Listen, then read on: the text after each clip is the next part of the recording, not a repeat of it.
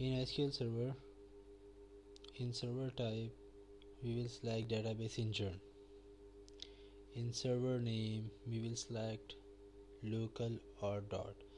If you are using SQL Server in your local PC, then you will write local or dot for connecting your local PC SQL Server.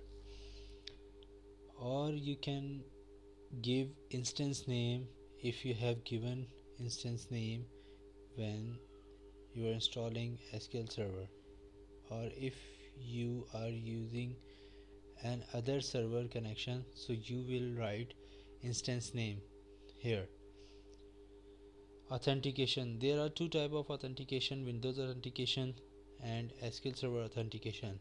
Windows authentication, in Windows authentication, no need of username and password. Your Windows user authentication will be used to connect SQL Server. In SQL Server authentication, username and password is required. So let's go and connect to SQL Server.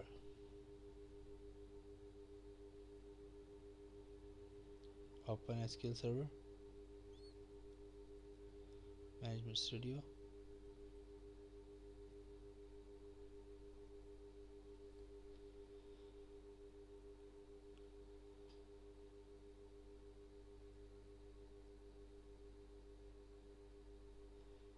As I told you that server type, there are 5 options here: database engine, analysis service, reporting services, SQL Server Compact, integration services.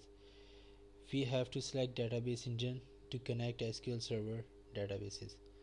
Server name, in server name we will write local or dot. So if we write local, it will connect to local server. If we write dot, it will also connect to local server.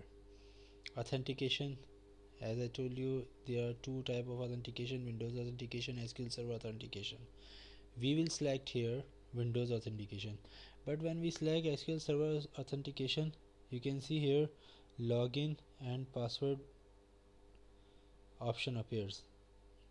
So we will select Windows authentication. So now we are going to connect.